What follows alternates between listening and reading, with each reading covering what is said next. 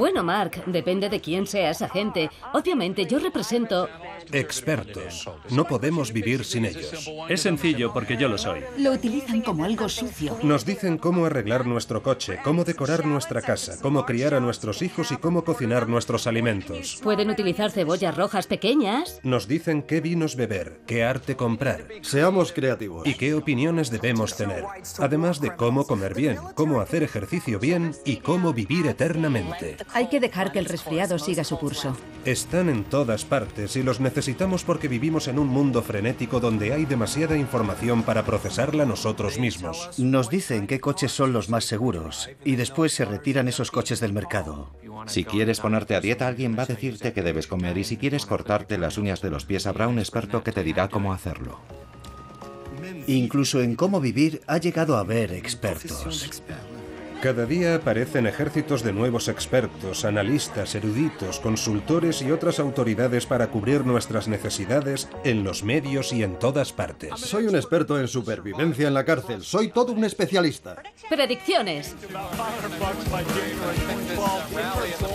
Las acciones van a bajar, Amanda, se van a desplomar.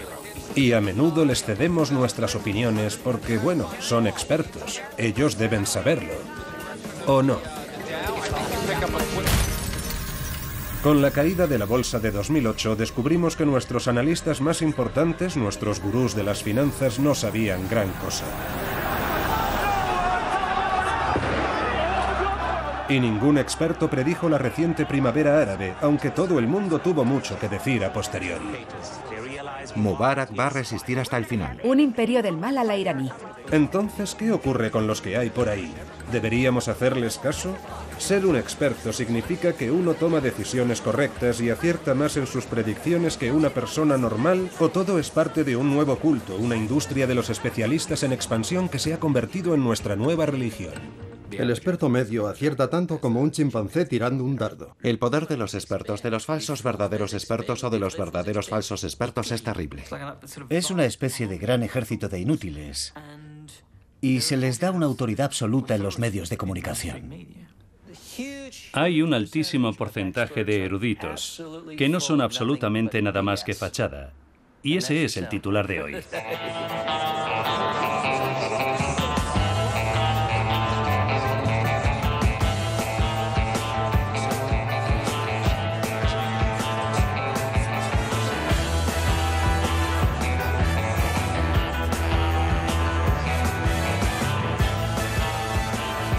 Ya va siendo hora de examinar a los expertos y comprobar hasta qué punto son fiables, y vamos a empezar por unos que intimidan a casi todo el mundo.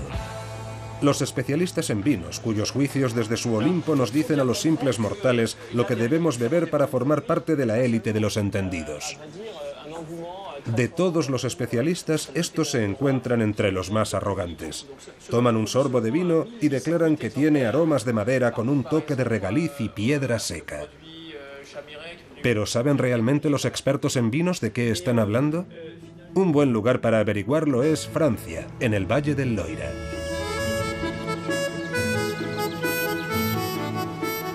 Frédéric Brochet empezó a catar vinos en las bodegas de su padre cuando solo tenía 11 años. Hoy en día produce 1 millón de botellas al año en Château Domaine-en-Pelide. Pero Brochet también es profesor de enología, la ciencia del vino, en la Universidad de Burdeos. Dice que la mayoría de los expertos en vino son incapaces de distinguir un gran caldo de uno normal, y lo ha demostrado con numerosos experimentos. En un estudio, Brochet pidió a 56 de estos eruditos que probaran 2 botellas de Burdeos, una etiquetada como un selecto gran vino y la otra como un vino de mesa cualquiera. En realidad, las 2 botellas contenían el mismo vino, pero todos los expertos se equivocaron por confiar en lo que esperaban saborear.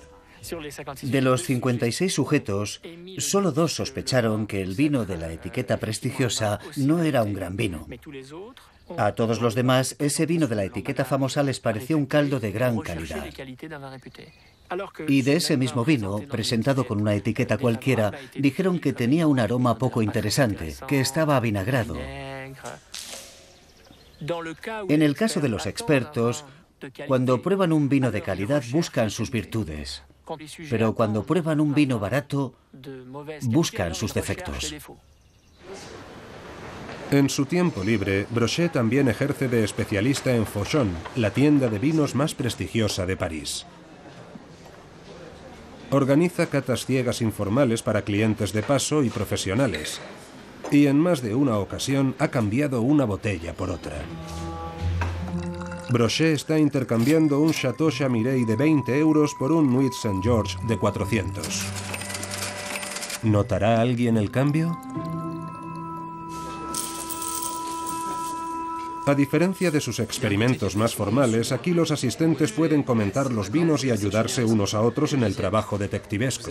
Pero a pesar de todo, la mayoría no lo nota. Es un vino viejo, verdaderamente. Este degustador de vinos dictaminó que el Chateau Chamiret de 20 euros era muy superior al Nuit Saint-Georges de 400. Si tuviera que ponerle nota al primer vino, le daría 12 sobre 20 al Chamiret. 12 sobre 20 porque es realmente un vino que está muy bien, atractivo y seductor. Y al Nuit Saint-Georges le daría un 14 sobre 20, pero con cierta reserva. Personalmente prefiero el Chateau Chamiret. Esta persona, que no es experta, elige el mejor vino en la botella barata. Pero el joven sommelier de la tienda la corrige, aunque el equivocado sea él. ¿Que si es este el mejor vino para mí? No.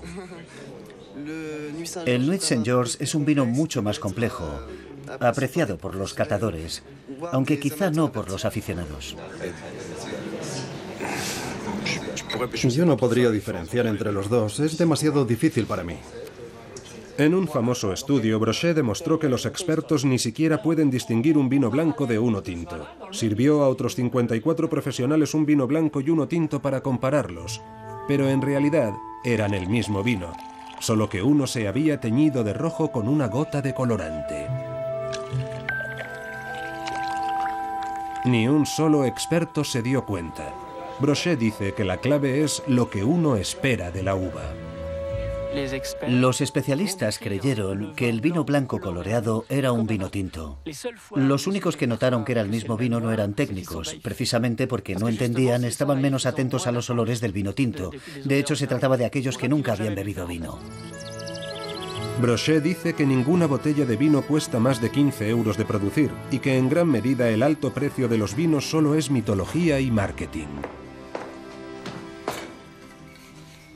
Son los catadores mismos los que crean las diferencias entre los vinos. Así que tenemos que confiar en nosotros mismos, es decir, en nuestro gusto.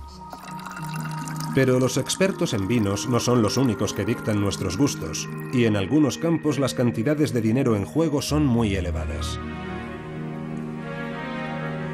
En el multimillonario mercado del arte es difícil saber qué pinturas tienen un gran valor y vale la pena comprarlas y cuáles son simples copias. Pero un buen experto puede ayudarnos a decidir. O eso creemos. Aunque también aquí los grandes profesionales pueden equivocarse por confiar en lo que esperan ver. Esta exposición de la London National Gallery es bochornosa. Tanto que de hecho estos cuadros normalmente están escondidos en los sótanos. Sin embargo, ahora han salido a la luz para que los vea todo el mundo. Es una colección de falsificaciones que engañaron a los expertos y conservadores del museo durante décadas. La Pinacoteca ha tenido el valor de exponerlas al público, pero si pensamos en las falsificaciones que se han mostrado en los museos de todo el mundo, esto no es más que la punta del iceberg. ¿Cómo puede ocurrir? Con ustedes, John Mayat, un artista británico que falsificó más de 200 obras de grandes maestros, desde Monet a Matisse, y las hizo pasar por originales con la ayuda de un timador. Nicolas de Staël, no sé si han oído hablar de él. Durante casi una década, Mayat engañó a los críticos, galerías, museos y casas de subastas más importantes del Reino Unido en lo que Scotland Yard llamó el mayor fraude artístico del siglo XX. Mayat empezó a pintar falsificaciones a finales de los años 80, yendo a los museos para estudiar el estilo del conocido pintor británico Ben Nicholson. Estuve observando el cuadro, pasé allí una hora o algo así, hasta que más o menos lo había memorizado entero. Me fui a casa y pinté algo, siguiendo aproximadamente la misma línea, y parece que salió bastante bien. Myatt dice que al principio sus obras eran las de un aficionado. Y sin embargo, él y su socio John Dewey llevaron 2 falsificaciones del conocido artista francés Roger Vissier a la mundialmente famosa Tate Gallery.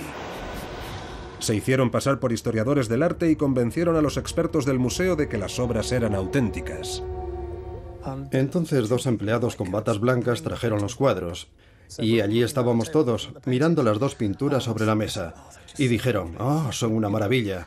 Ya sabe. Y estaban pintados con pintura de paredes normal, en lienzos modernos. Y su especialista las miró y dijo, sí, a mí me parecen buenas. Yo no me lo podía creer, me parecía demasiado ridículo para ser cierto. A mediados de los años 90, Myatt había pintado casi 200 falsificaciones de Chagall, Picasso, Miró y Giacometti y las había vendido en las casas de subastas más importantes de Europa. Gradualmente su técnica fue mejorando, pero sigue sin poder creer que engañase a tantos eruditos. Les han dicho ya lo que van a ver, así que cuando lo ven, lo ven. Me dan mucha pena los expertos, francamente. Incluso el mayor del mundo es falible. Cometen errores. Nunca han cazado a los mejores falsificadores.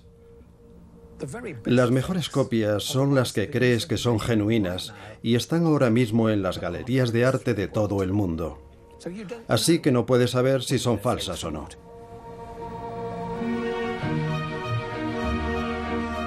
En la National Gallery, la conservadora Marjorie Wiseman dice que hasta los mayores expertos cometen errores porque, como los degustadores de vino, en el fondo quieren y esperan creer que han encontrado algo especial. Todos los historiadores del arte, todos los conservadores, quieren hacer el próximo gran descubrimiento. De modo que quieren encontrar una obra maestra desconocida. Y a veces se olvidan de hacer bien los deberes. Creo que la causa muchas veces es la codicia. Y no solo la codicia económica, sino la codicia académica. Quieres que se te reconozca un gran descubrimiento. En 2009, uno de los grandes museos de Hamburgo abrió una exposición de guerreros de terracota chinos que resultaron ser copias sin ningún valor. Mientras tanto, un experto que dirigía un museo estatal alemán declaró engañado que un cuadro con burdas manchas de color era una obra genuina de Ernst Wilhelm Ney, artista ganador de un premio Guggenheim. En realidad, el artista era un chimpancé. El crítico de arte francés Patrick Debaget dice que no hay especialista infalible. El mejor técnico es el que se equivoca menos. No siempre podemos acertar y todos podemos errar, por eso el mejor es el que falla menos, aunque hay expertos que cometen muchos errores. Creo que esto afecta a museos, casas de subastas, coleccionistas privados, historiadores del arte, estudiosos. Creo que todo el mundo es vulnerable.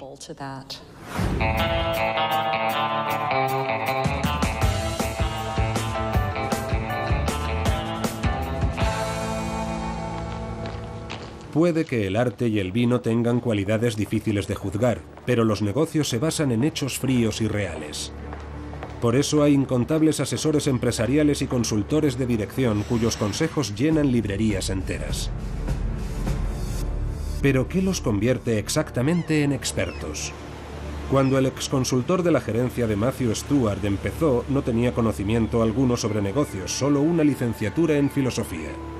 Pero su jefe le dio un curso de dirección de 3 semanas que lo convirtió en experto de la noche a la mañana. Yo era un consultor accidental, digamos que caí de rebote en la compañía. La primera sorpresa que me llevé fue que mi absoluta falta de formación no importaba. Yo no sabía cómo funcionaba la bolsa. En poco tiempo, Stewart se convirtió en un consultor estrella de la Jet Set que viajaba por el mundo aconsejando a grandes empresas y gobiernos. Y en su libro El mito del directivo, ¿por qué los expertos siguen equivocándose?, explica cómo cualquiera puede hacerlo si tiene la imagen adecuada. Así que hay una serie de consejos muy simples si quieres ser un experto. Lo primero, es importante ser alto. Esa siempre es una buena forma de emitir autoridad. Lo segundo es llevar objetos brillantes, de oro, cosas que muestren que eres rico. Conducir el coche adecuado, alojarse en el hotel preciso, nada vende como el éxito. Eso es muy importante para establecer que uno tiene experiencia. Demuestras tus conocimientos y tu experiencia con el resultado, con el hecho de que has vuelto esas fuerzas a tu favor. Maximizar, minimizar, Pensamiento innovador. Para pasar por profesional de éxito, dice Stuart, también hay que hablar como ellos. Necesitas dominar determinada jerga. Así que hablaba mucho de balances finales. Decía maximizar en lugar de mejorar. No se puede decir, nuestra estrategia se basa en hacer lo que sabemos hacer bien. Dices, se basa en nuestra competencia esencial. Así es como te conviertes en experto.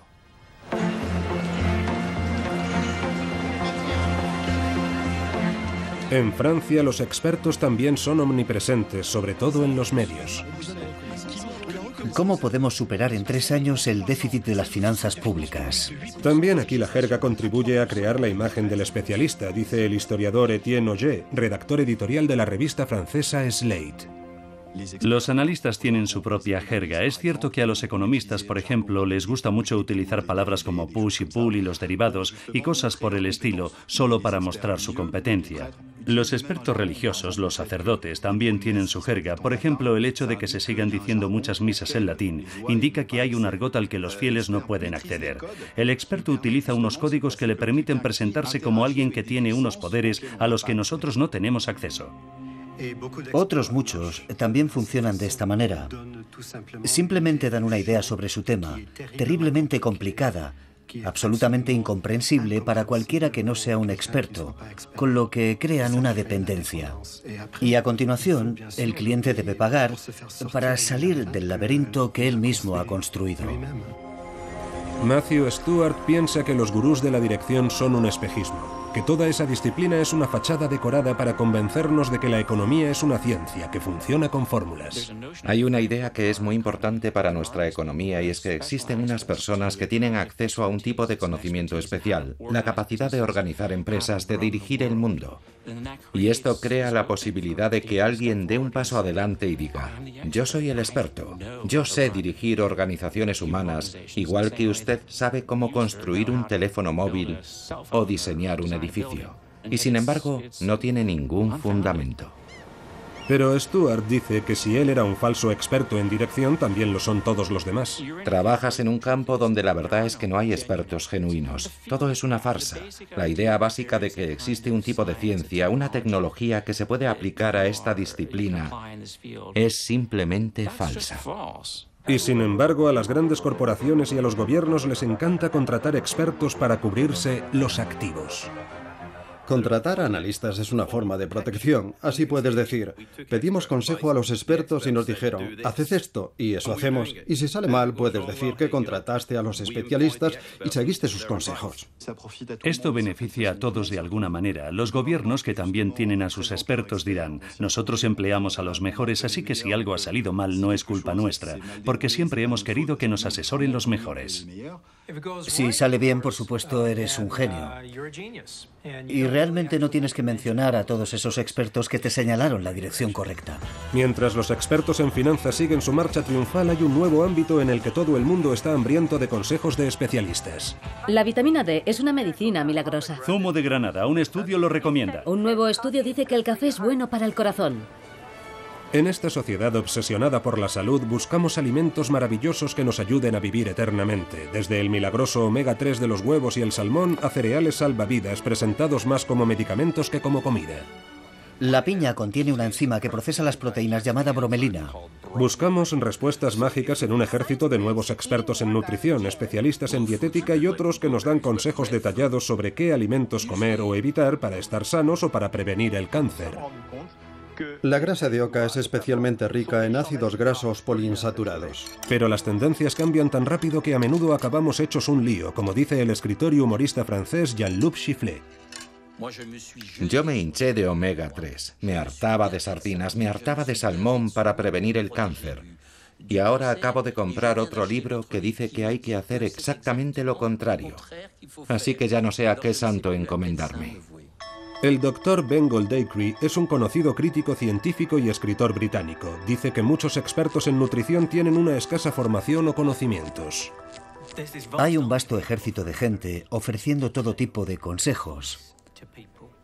Y se hacen llamar nutricionistas. Lo interesante es que hay un grupo de académicos que investigan las relaciones entre alimentación y salud y que también se llamaban nutricionistas. Y ahora están empezando a comprender que van a tener que cambiar el nombre de lo que hacen, porque está totalmente devaluado y caricaturizado por la llegada de esta nueva y estrambótica profesión.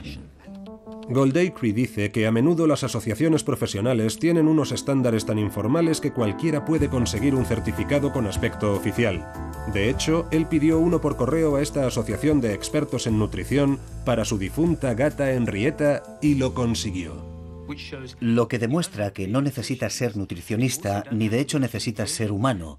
Ni siquiera tienes que estar vivo para ser miembro de la Asociación Americana de Consultores Nutricionales. ¿Listos? 3, 2, 1. ¿Qué os parece? En lugar de una explosión, tenemos una lámpara. El Dr. Joe Schwartz es el perro guardián oficial de la Universidad McGill. El falso experto es un gran problema en el mundo científico. Muchos de estos técnicos o presuntos especialistas son unos charlatanes. Los resultados que hemos obtenido con miles de pacientes con todo tipo de cánceres demuestran que SIAC cura el cáncer. ¿Lo han oído? Un tratamiento contra el cáncer.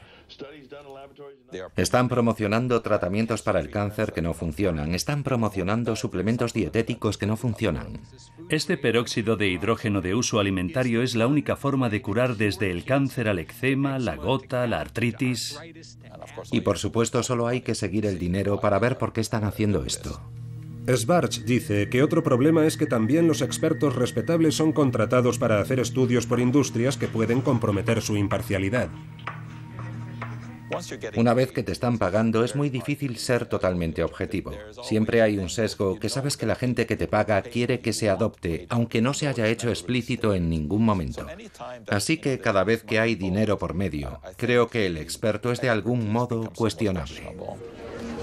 Ben Goldacre dice que el interminable desfile de especialistas que prometen resultados mágicos en los medios y en Internet nos aleja de las costumbres a largo plazo que deberíamos adoptar para estar sanos. Yo podría escribir el libro de la vida saludable del Dr. Goldacre como un libro de consejos diarios y diría exactamente lo mismo en las 365 páginas. Tienes que comer más fruta y más verdura todos los días durante 70 años. Y lo siento mucho, de verdad. Siento que tenga que ser durante 70 años y siento que su cura de adelgazamiento de 5 días no funcione, pero esa es la realidad. Y creo que si le dices a la gente que esa dieta de 5 días funciona, pensarán, bueno, puedo tomarme una bolsa de patatas y quedarme viendo la tele en lugar de ir al gimnasio.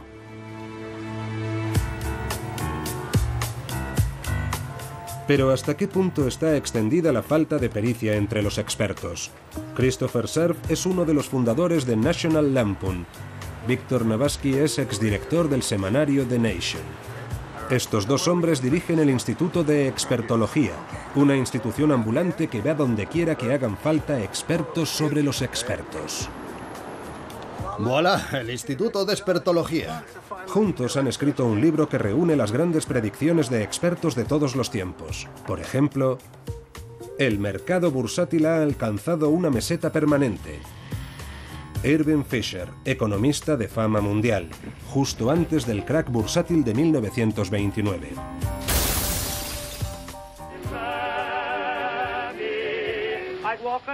¿A quién demonios le interesa oír hablar a los actores? Los hermanos Warner, 1927.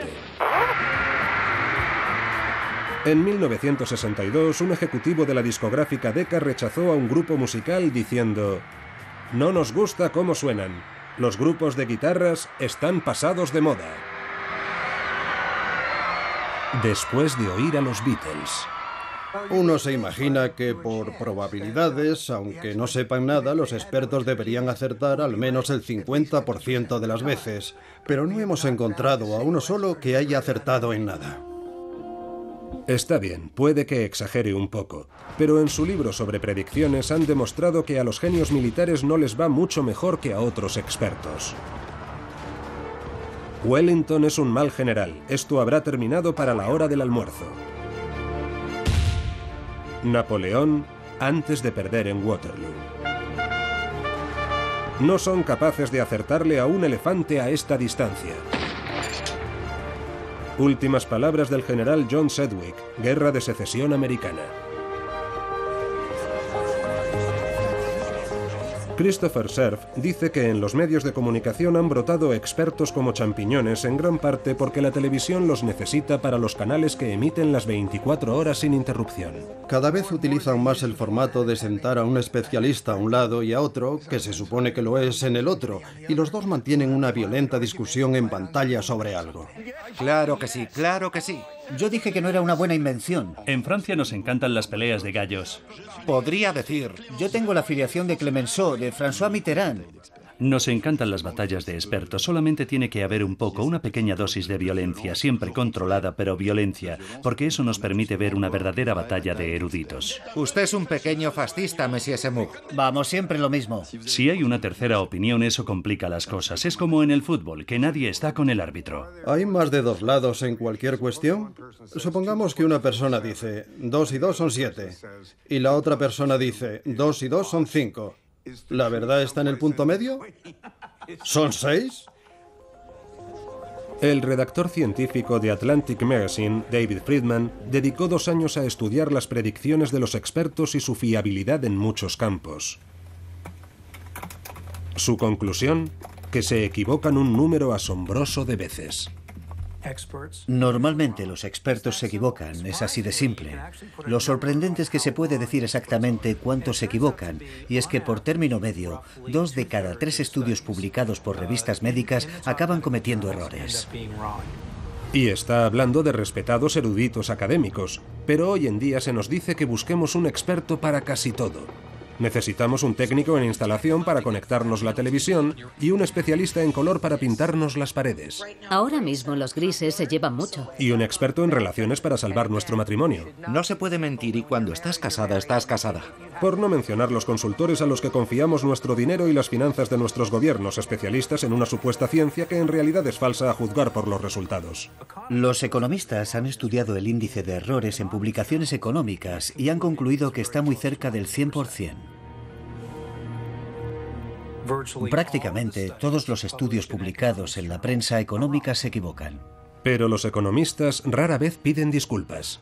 Aunque se les muestren pruebas documentales, nos explicarán que ellos no se han equivocado, sino que el mercado es volátil y no es lo mismo. Ellos son racionales, pero el mercado no se comporta racionalmente. Así que ellos tienen razón, no el mercado. Cuando la burbuja económica estalló en 2008, el canadiense William White era el economista jefe del Banco Internacional de Pagos, una especie de banco central de los bancos centrales. Ahora en París, White dice que ni siquiera los mayores analistas financieros fueron capaces de ver más allá de sus teorías favoritas.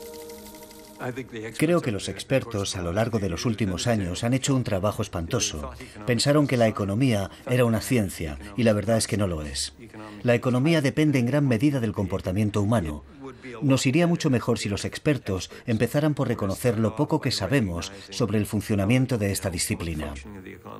La economía no se basa en algo racional, es una ciencia humana y los seres humanos no son racionales. No se puede pronosticar el comportamiento de la gente para dentro de un mes, ni de 3 años, ni de 5. Cuando se trata de predicciones de expertos, la regla es: si sale cara, gano yo, y si sale cruz, olvidamos la apuesta. Uno no pierde el estatus de gurú simplemente porque su conjetura sea un desastre. Gardner señala que en una ocasión la revista The Economist hizo un estudio comparando 10 años de predicciones de un variado abanico de expertos sobre la economía y la inflación. Y entre estos individuos había presidentes de corporaciones, economistas, gente muy respetada y también varios basureros de Londres. Y pasados 10 años, los que presidían la mesa eran los basureros londinenses. Seguimos teniendo esta idea del gran experto que puede encontrar soluciones que nosotros no podemos ver. Una especie de Superman que hace magia. Ese es el verdadero atractivo del experto. Mientras tanto, continúa el reinado del error, desde las decisiones más triviales a la mayor compra de nuestra vida.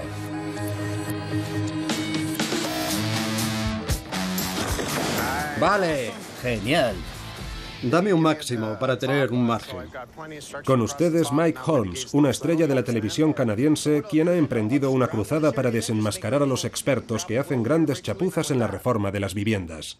Su última serie de reportajes tiene un nuevo objetivo: los inspectores de viviendas. Y entonces llega la inspección Holmes. Sí, ellos también cometen muchos errores y salen realmente caros. ¿Por qué aquí? Hoy el equipo de Holmes está grabando en esta casa de Toronto. Se vendió por $280.000 después de que un experto inspector de viviendas le diera el visto bueno. Cuando empezaron los problemas, el nuevo propietario acudió a Holmes, que descubrió que hacían falta $200.000 más para las reparaciones. Pero Holmes ha visto cosas mucho peores. Toda la fontanería está hecha polvo. Dice que el verdadero problema es que se ve a los inspectores de viviendas como especialistas altamente cualificados, y muchos tienen una experiencia mínima cuando no nula. Para ser inspector de viviendas solo tienes que chasquear los dedos. Hay un curso de 1 hora que puedes hacer online. Hay un curso de 2 semanas. Pensemos un poco. ¿Qué formación tienen? ¿De dónde salen?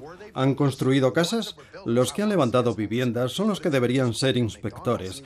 Pero si solo has trabajado en McDonald's e hiciste un curso de 2 semanas, de repente eres todo un inspector y ahora los dueños de las casas te consideran un experto. A pesar de todas las pruebas, la industria de los expertos sigue creciendo y fabricando nuevas autoridades sin cesar. Pero, ¿de dónde salen? ¿Cómo se convierte alguien en experto? Las nuevas crisis bancarias en Estados Unidos, en Alemania, en Francia. ¿En el pasado usted ha escrito un libro o ha dominado algún sector o es un expolítico en busca de trabajo? El poder no es para brillar por brillar, el poder es para servir.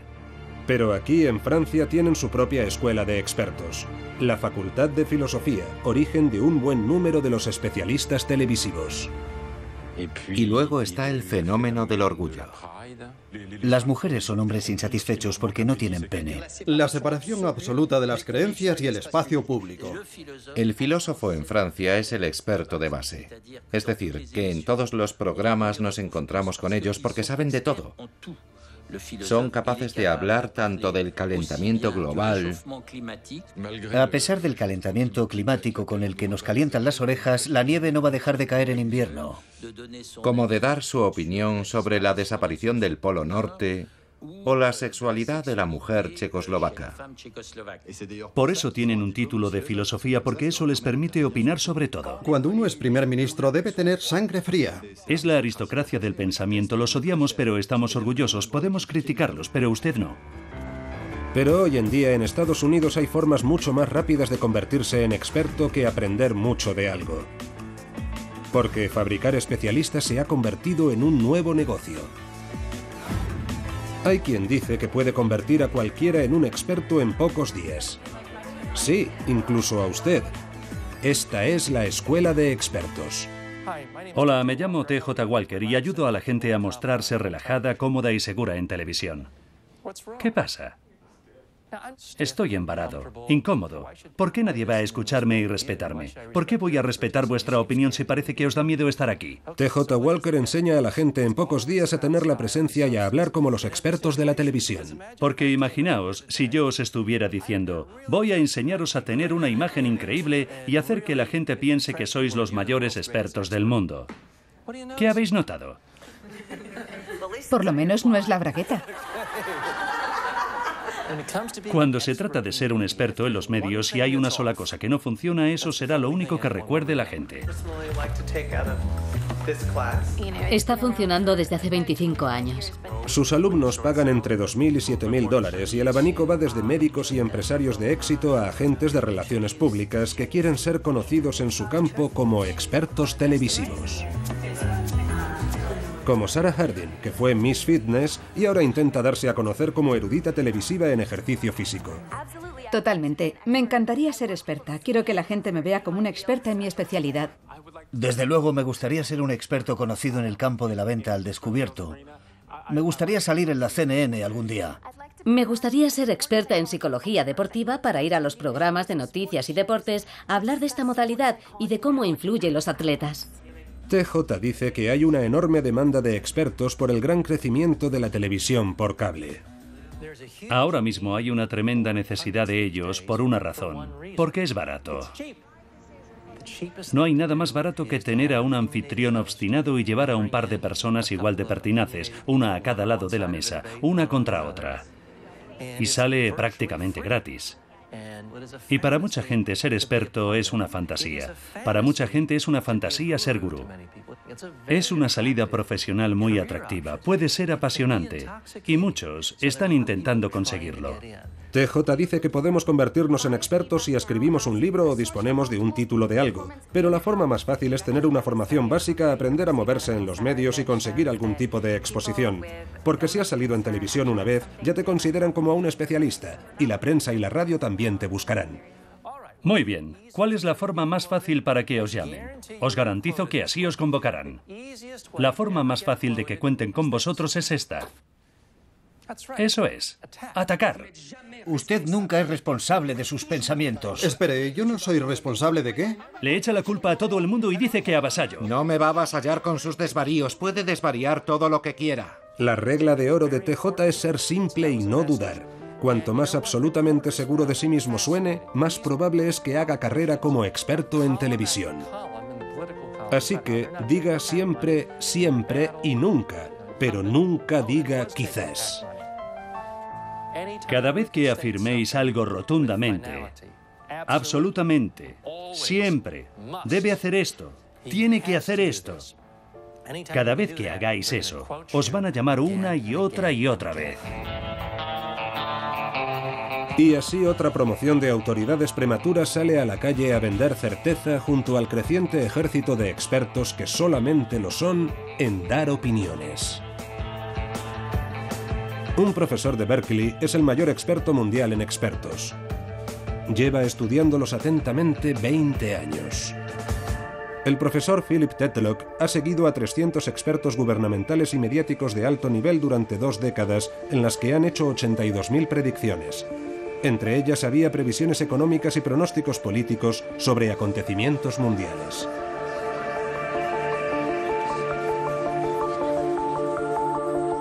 La conclusión es que a los expertos apenas les fue mejor que a monos lanzando dardos. Es como hacer suposiciones al azar. Y cuanto más famosos son y más seguros están, más a menudo se equivocan. Los peores, aquellos cuyas predicciones se alejaron más de la realidad, tenían opiniones muy tajantes. La fórmula para equivocarse totalmente es tener opiniones muy tajantes. No estar dispuesto a revisarlas ante nuevas evidencias y hacer pronósticos sobre un futuro lejano. Vamos a ver unos índices de desempleo al nivel de la depresión de un 22 a un 25%. $200 un barril de petróleo. Bian Stearns está bien, no retiren su dinero. Y si se da la combinación de todas esas cosas, te das el batacazo. Tenemos a los eruditos que nos dan las respuestas más equivocadas y nos las ofrecen con la mayor certeza. Es a ellos a quienes citan los medios de comunicación y son los que más se confunden. De modo que si eres sensato y admites que todo tiene múltiples caras, no te contrata. Por lo tanto, nadie te oye, así que no eres un experto. Y al repetirse ese patrón a lo largo de muchos años, solo los que se van a equivocar con seguridad aparecen en televisión. Si un árbol cae en el bosque y no lo oye nadie, ¿hace ruido? Si hay un experto que es muy bueno en su disciplina, pero no lo oye nadie, no tendrá ninguna influencia en la opinión pública. Por lo tanto, no es siempre el mejor el que tendrá el mayor impacto. Si fuéramos más listos, si quisiéramos mejores respuestas, acudiríamos al experto que no tiene mucha confianza o al que tartamudea, al que duda y que se contradice constantemente. Creo que como regla, los expertos más aburridos son los que más aciertan. En casi todos los campos que hemos examinado hemos oído similares alabanzas del especialista desconocido e inseguro. Cuando ves a uno de ellos que está absolutamente seguro, entonces me salta la alarma y automáticamente digo, no, aquí hay algo raro. Quiero saber más. Creo que los analistas deberían mostrarse menos seguros, especialmente en el terreno de la economía. Pero, por supuesto, así es difícil ascender en el escalafón. Pero Matthew Stewart dice que la certeza es precisamente lo que venden los consultores empresariales. Si quieres ser experto, debes mostrarte confiado, seguro de tus recomendaciones. Tú sabes la verdad, se la estás comunicando a la gente. Quizá es por lo que no me gusta especialmente el trabajo de experto. Siempre estoy cuestionando lo que hago. Estoy lleno de dudas. Las leyes de la física son predecibles, pero el comportamiento humano es demasiado complejo para que nadie pueda augurarlo. Y sin embargo, en tiempos de incertidumbre, buscamos certeza en nuestra vida. ¿Hay algún campo en el que se pueda ser un experto de éxito y admitir que no estás seguro? Para saberlo volvimos la vista a los cielos. En la zona metropolitana el pronóstico para hoy es de un 38% de probabilidades de lluvia y un 50% de tormentas. Aquí, en la Oficina Nacional de Meteorología de Canadá, siempre se hacen los pronósticos con un porcentaje de probabilidades junto a cada predicción. De hecho, en las predicciones a más largo plazo, aparece un aviso en su página web que dice que las previsiones no son más fiables que el azar, según dice su climatólogo jefe, David Phillips. No sé, es como decir, lanza una moneda, tira un dardo, haz girar la ruleta. Tenemos que decir algo, no podemos poner un mapa en blanco y decir, el tiempo para este mes se ha cancelado. Así que lo mejor que podemos hacer es darles algo, pero también advertirles. Usuario, no te fíes mucho, casi cualquier cosa es posible. Y sin embargo, muy pocos expertos muestran esta humildad. En cambio, es a los más arrogantes y seguros de sí mismos a los que acudimos sin dudar. Y ya no sé a quién recurrir. Tengo más de 50 años, soy blanco, relativamente acomodado. No sé con quién demonios me van a poner en la cárcel, no sé. Allí no hay violadores, no hay asesinos. El efecto que ha tenido en mi familia ha sido horrible. Ya, pues ¿sabe qué? Yo soy un experto en esto. Ha visto mi web. Sabe que cumplí 10 años, he estado en todos los niveles de custodia. Voy a ser sincero con usted, Mark. Está jodido, pero vamos a intentar mitigar los daños. Con ustedes, Larry Levine, un nuevo integrante de la industria de los expertos. Larry es ex convicto, pero ahora asesora a aterrorizados delincuentes de cuello blanco sobre qué les espera en la cárcel. Es un especialista en prisiones que imparte un curso llamado Primero de Condena Federal. No ir a las duchas en plena noche, por ejemplo. No ir a sitio solo. No son los otros reclusos los que tienen que preocuparle. Deberían preocuparle los guardias. Cuando le digo lo que va a pasar en la cárcel, al otro lado de la verja, tiene que confiar en mí, porque soy un experto. ¿Quién puede decir si los consejos de Larry realmente funcionan? Pero muchos clientes están desesperados por creerle, porque tienen miedo y no tienen a quién recurrir. Y quizás sea por eso por lo que todos acudimos a los expertos.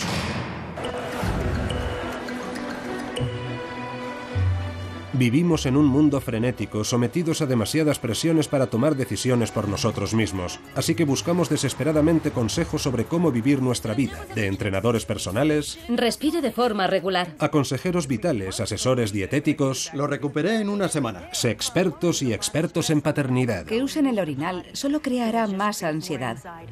Nos hemos vuelto adictos a los expertos, pero ellos también son adictos a nosotros.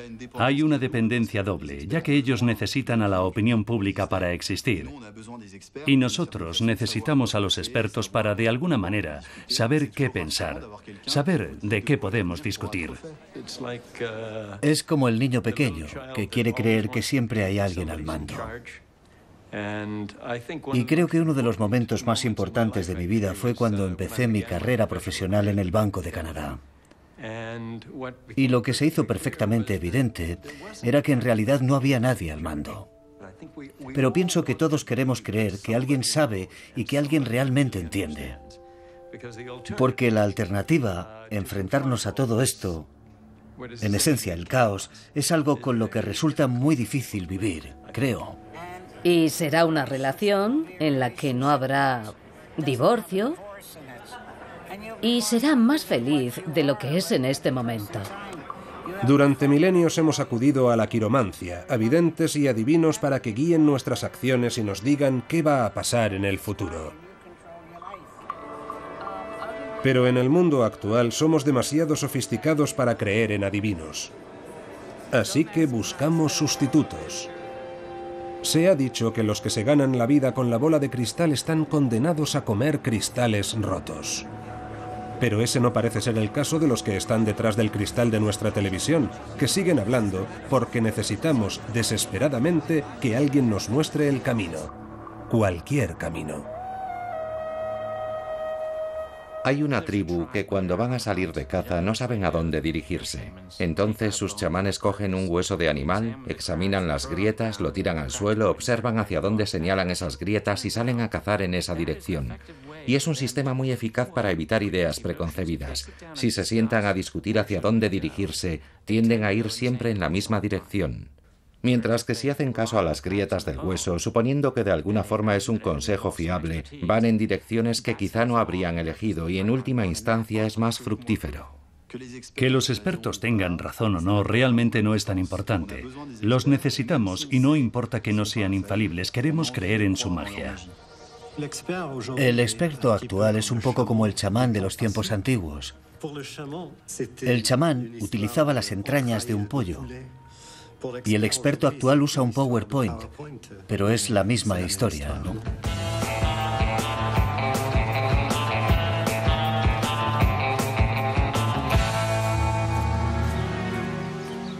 De vuelta en Inglaterra, finalmente el falsificador John Myatt fue capturado por la policía y condenado a 1 año de cárcel, pero cuando salió le esperaba una sorpresa.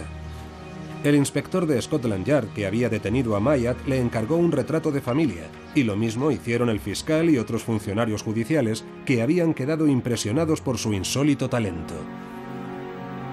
Actualmente Myatt se gana bien la vida vendiendo sus falsificaciones honradamente a través de su empresa Falsificaciones Legítimas. Ahora está pintando esta copia de Monet para Ronnie Wood de los Rolling Stones. Una de las figuras tendrá su cara. Pero Myatt sigue engañando a los expertos. La policía cree que 120 de sus 200 falsificaciones siguen en circulación en manos de coleccionistas privados, tratantes de arte y quizá museos. Y Myatt prefiere dejarlo así. Bueno, si lo tienen y disfrutan teniéndolo y todo el mundo piensa que es auténtico, incluidos los expertos, ¿por qué demonios iba a ir nadie a decirles, ¿sabe qué? Lo he pintado yo? Así que quizás sí que sirva de algo recibir un mal consejo de un experto si quedamos satisfechos con el resultado. Pero por supuesto siempre habrá otro en algún sitio que tenga un punto de vista totalmente diferente.